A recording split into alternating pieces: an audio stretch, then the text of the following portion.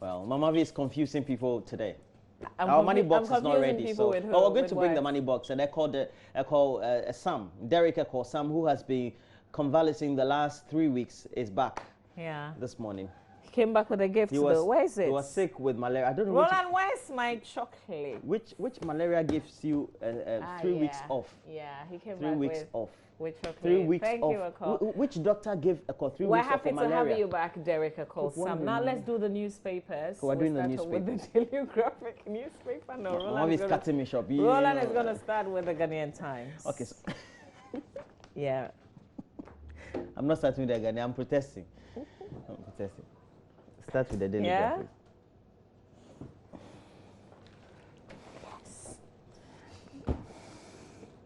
Are you doing it? All right, so the Ghanaian Times. We have resource institutions to fight corruption, TRAJ, and GJA apparently postpones elections, and that's on the front page of the Ghanaian Times as well. The other stories, we have online passport application will be extended to all regions. I was hearing the Vice President speaking on this yesterday. I was so elated and said, wow, this is going to happen. When did they say it was going to happen, Mama V? Online passport. Oh, no, wait. This is not new. This is something that's been Yeah, happening. but have they cleared the backlog? You know, we have a backlog of already those who come to queue, etc. I've queued sometime before for passport. But Charlie, so other stories we have also on the front page. We have 2 arrested for kidnapping boy, and the Spectator has on the back page, Turkey supports water project in central region as well as eastern regions, and the Ghana National Fire Service declares new times safe against fire. That's it for the Ghanaian Times. Okay, so well, I was just, trying to tell you that this online passports thing is not entirely new. The previous director, Mr. Grants, started something, except that it's not everywhere. Maybe started the process. Yeah, no. So they tested it, they tried it, and they encouraged Ghanaians to use the system. I think people don't exactly trust, that system, because even the one that you physically do, you trust that system? thing, I haven't used it. Okay. Honestly, I haven't used it. I think what the Vice President was trying to say, or did say, was that should be across the entire country. I mean, we should have the centers everywhere so that people can begin to use it. But we also have to see the effectiveness of it proper before we rely absolutely on it. For now, I know that a lot of Ghanaians don't like that, because some people go and when they are buying and they say, oh, they should go and do the online, they still insist that they want the physical forms to buy. So sometimes they have to go around the banks and find the places where the forms are available to buy. So, we don't actually trust the online thing yet. And I think that is that the effectiveness of it? We should embrace new systems and processes of speedily doing things. The thing is, if the passport office get rates of the Goro boys and then encourages people not to pay extra to their service personnel, then we wouldn't have the queues there at all. Because what happens is people pay for the forms and fill the forms and want them in 4 or 5 months, they don't get access. But people come 2 weeks, 3 weeks. 2 weeks, Charlie. You chair too much, like some 2 days. You have a lot of influence. No, but I don't have that sort of influence. I've never I done it in think 2 days. during this visit, the deputy director indicated that one of the workers had been was being investigated for taking monies from some people. Okay. Yeah, and even though they're not going to make the name public now, they were still investigating and would deal with the person.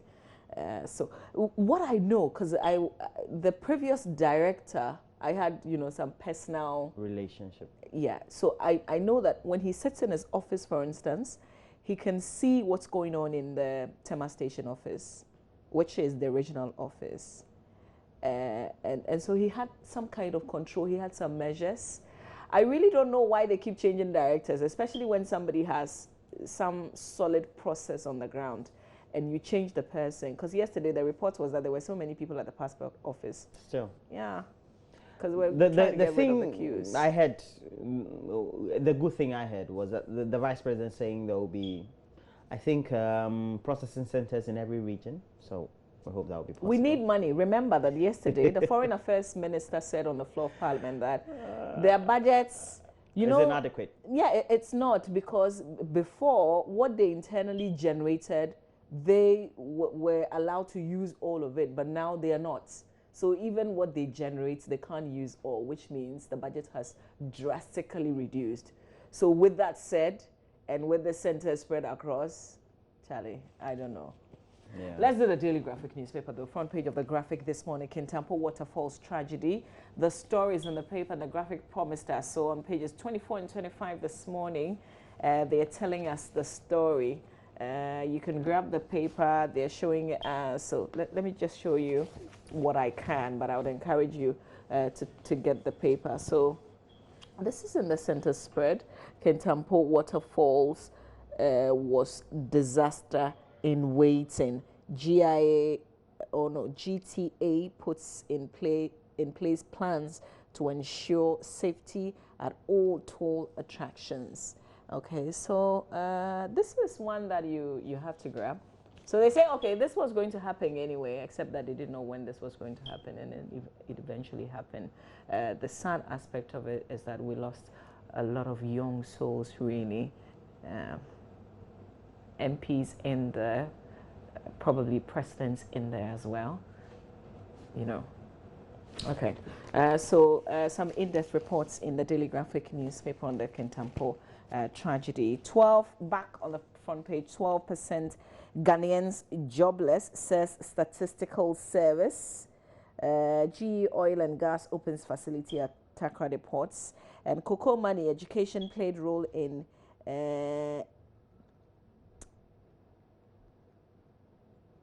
is it independence struggle? That's according to the speaker, but documentary stirs controversy over Nkrumah Dankwa roles. A bit of this story on page 3. It says that more than 1 million Ghanaians, constituting about 12% of the labor force, are unemployed. A study conducted by the Ghana Statistical Service in 2015 has revealed. Out of the number, more than 700,000, constituting 12.5%, are females, while 500,000, representing some 11.5%, are males, indicating that more females are likely to be unemployed than males. Unemployment, according to the GSS, was a phenomenon where a person had not been engaged for the last 7 days. At the same time, the data was collected between November 2015 and December 2015 and was available to work if given the opportunity. Okay, so now we know, but this was 2015, so 2 years on, do we have a lot more of people not employed? Because 12% of the labor force are unemployed. Ghanaians constituting more than 1 million Ghanaians, constituting about 12%. And then we know that according to this report, that a lot more females are likely to be unemployed than males. Wow. All right, back page of the Ghanaian Times, 55.5 million Ghana cedis, $55.5 million Wa Water project completed. Government gives clearance for recruitment of health professionals. That's another story on the back page of the Daily Graphic newspaper. So we have the Daily Guide. It has on the front page, IPEDO lies about Nanado, Mahama Boys under fire, Accra Mayor approved, and Mohammed Ajay Sowa. Dumelo and the V8 vehicle found in his possession. And Dumelo busted with missing cars. Missing cars. Yeah. How many of them? Wow. So he was using what? A government V8s? Well, it said national security operatives have caught popular movie actor John Dumelo with a vehicle belonging to the state and retrieved it from a spraying shop. Dumelo was allegedly attempted to conceal the identity of the black V8 Toyota Land Cruiser with registration number blah blah blah when the operatives pounced on it at a garage at Abilingpe in Accra, where it had purportedly been sent for respraying. The vehicle with chassis number, etc., etc., had been parked at the office of the president annex for almost 1 month. And when the operatives invited him to the garage, he reportedly panicked and shook like rain-bitten chick before surrounding the expensive vehicle without any protest. The operatives, upon a tip-off, swooped on the garage a couple of weeks ago and got hold of the auto mechanic who told them that the vehicle belonged to John Dumelo. Isn't that a criminal offense? It was then, that is what? attempting to change. Okay, that's stealing, right? Well, he was then telephoned to come to the garage, and upon arrival, he's reported to have said that he bought the V8 from a car dealer, Svani Company Limited, and claimed he was yet to complete the payment. The operatives then keyed in the chassis number into a centralized computer system, but the result showed that the vehicle was registered in the name of the National Security Secretariat, which is a property of the government of Ghana. Sensing he was getting into trouble, he is reported to have quickly changed his story, claiming that it was former First Lady who had given the vehicle to him. The security operatives immediately decided to cross-check from the First Lady to ascertain. Okay, so it's on the front page as well as inside. So this is whose account? Billy Guy's account. Wow. All right. But isn't that a criminal offense? If you're having a state vehicle, and you try to change the color of it, I should think so. Even if it's not states, you know you can't change the natural color of your vehicle. That's the identity of the vehicle. Under normal circumstances, you're supposed to inform the DVLA. Yes. You know, yes. But we do that all the time without any reports. But if it's a state's vehicle and you're changing the color of it in these times, yeah, that's a problem. Yes, it is. Okay, well, let's hear from Dumelo as well. Let's do the Finder front page of the Finder newspaper this day. Toxic diesel, no end in sight. Ghana Standards Authority says progress hinges on tour retooling. Senyo Hossi, CEO of the CBOD, is on the front page of the paper with this story. Also, Kofi Amponsa Bediakon, Head of Public Affairs, the GSA, Ghana Standards Authority. 2 students die of suspected CSM in Bwoko. GE to give Ghanaians world-class training in oil and gas. Accra will be a smart city devoid of chaos and filth. That's the new mayor promising there. Online passport centers. What do you say? We need to go see him, interview him? Yes, online passport centers for all 10 regions. That story that was carried, I think, in the Times, also on the front page of the Finder. And we're told Dr. Baumia actually paid a surprise visit. They didn't know he was going to show up, and then he shows up at the This reminds me of President Mills paying visits. Yeah. Yeah. This time it's the vice president who's been doing that. Oh, just waiting for the day when, you know, he will show up in one of those offices at a serious working hour and there's nobody in the office, you know. That would be cool. All right, let's go to page 9 because there's this very disturbing story of 2 students who died, suspected of CSM. And it says 2 students in Boko are reported dead from suspected cerebrospinal meningitis, while 11 are on admission at the Boko Presbyterian Hospital. The 2 deceased were second-year science students of the Boko Senior High School and the Boko Senior High Technical School. The headmasters of both schools confirmed the incident in an interview with the Ghana News Agency at Boko. And one of the heads told the GNA that Master Awini Moro reported to the school's health center and was given first aid, but later had to be rushed to the Boko Presbyterian Hospital where he was detained but died later of suspected CSM. Both headmasters said the death of their students were a blow to them and that the immediate measures had been put in place to prevent such future occurrences. There's a lot more to the story in the paper that you can read. There's also a headline here that says consumers in Central Region owe the Ghana Water Company some 57.5 million Ghana cedis. It's a debt amounting to more than 41.2 million. Okay. Okay, so the government debts out of this is 41.2 million. The total is 57.5, but government out of this figure owes some 41.2 million Ghana cedis. And the government debt constitutes the cost of water consumed by various government agencies, including the Metropolitan, Municipal and District Assemblies and second cycle and tertiary institutions in the region. And this is the Central Region alone we're talking about. That will be it for the Finder. Really, there are interesting stories in the paper that you can grab and read. We have the Daily Dispatch newspaper has on the front page, Mark Woyongo insults JDM. I had reservations about his leadership. Rice consumption, West Africans versus Asians. Sorry, the thing about rice, let me go to page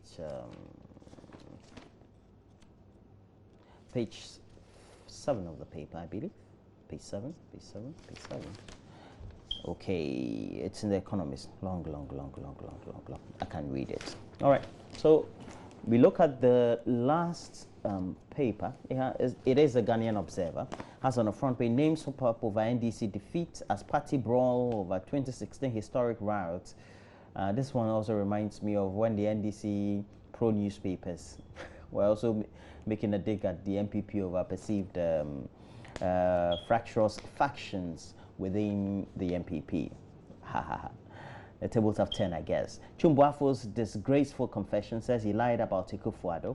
Bawumia endorses national switch for interoperability operation. More cracks in the NDC than MPP in opposition. Boatijan spills the beans. Workers renounce trust in PRC boards.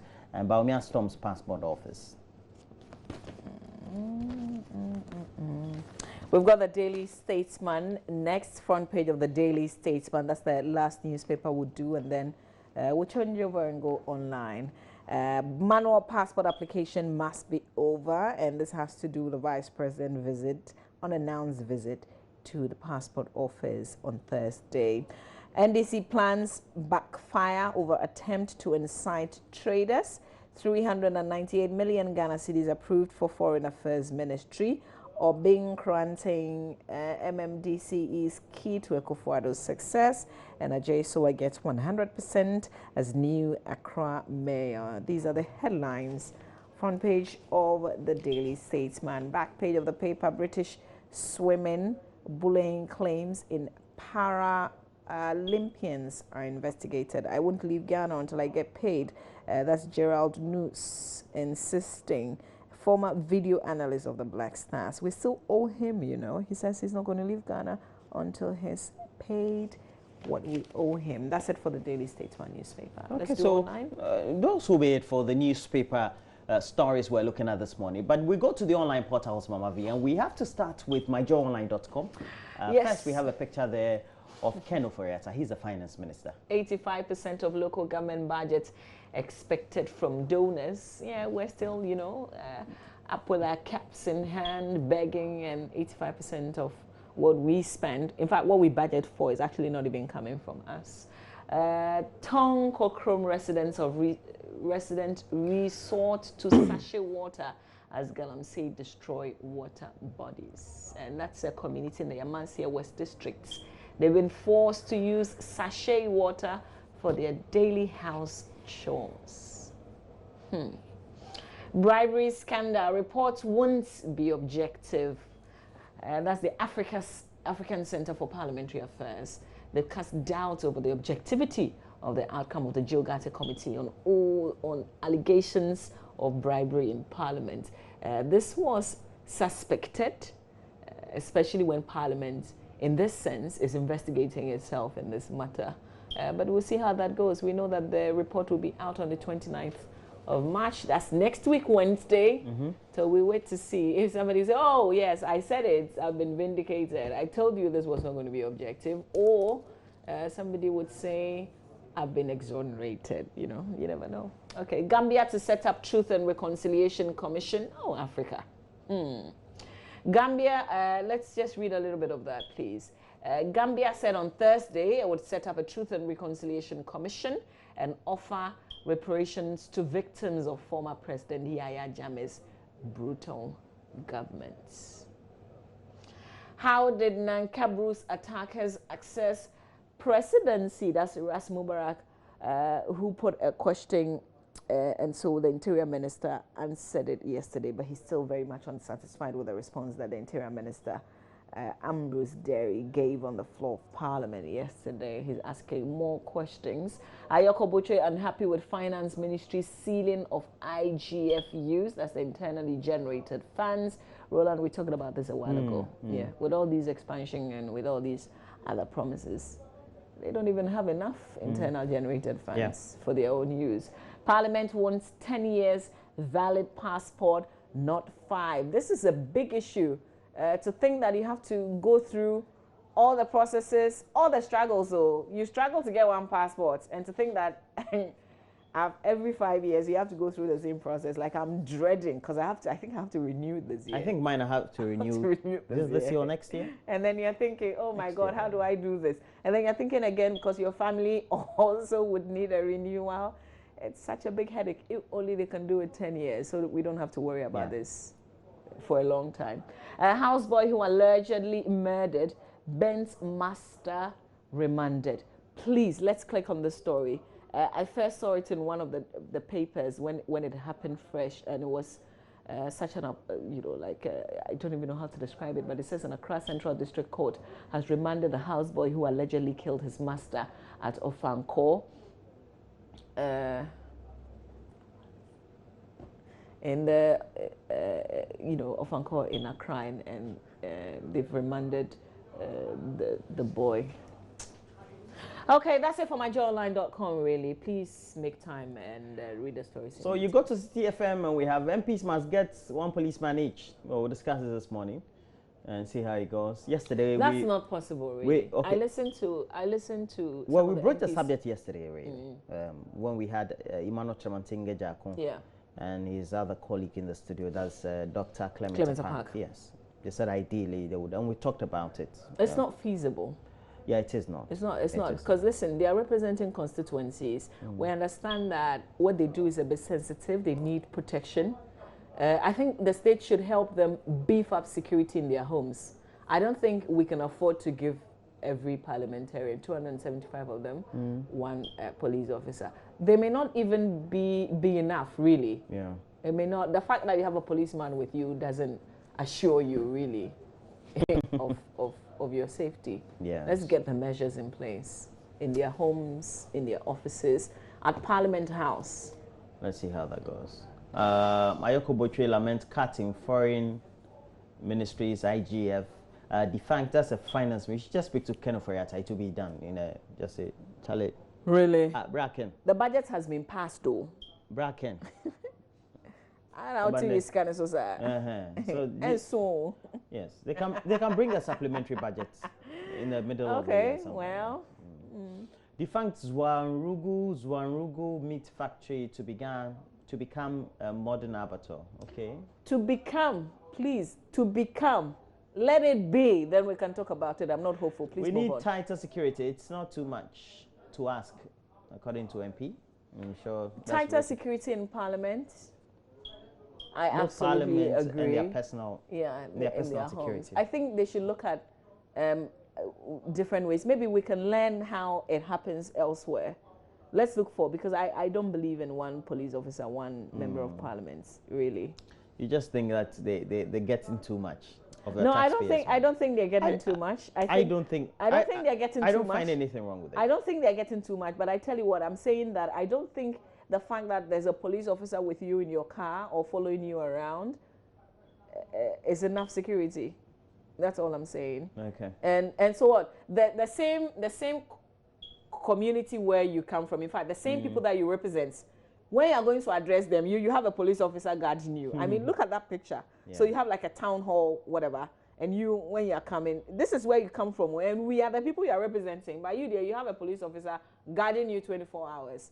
I mean, I think that, you know, what? You're MP. Yeah, but you're still a member. I am the reason you're there. You get what I mean? So if you deserve a policeman following you around, then I equally deserve a policeman. So you mean that they'll be rubbing it in the face of their constitution? No, I don't think so. I'm just saying that let's look for some more realistic ways of protecting them, assuring them of Well, migrants get drowned all the time, and this time only 200 of them got drowned. Roland! That's insensitive. I'm sorry. If it's one person, sorry. Let me just read the headline the way it is. More than 200 migrants fear drowned. No. An age group finds 2 capsized boats capable of carrying 100 migrants each and only 5 bodies. If you hear the stories behind some of these trips, it's not like people just wake up and they want to embark on these travels. If you're in a place like Libya or any of these other places that's almost inhabitable now, you'd want to leave and find any means of, you get it? But if you are coming, you know, people are still traveling from here through Burkina Faso and through Niger, through the deserts to the place. Yeah. But the fact that they encounter some of these things doesn't mean you probably tell them, oh, it serves you right. Yeah.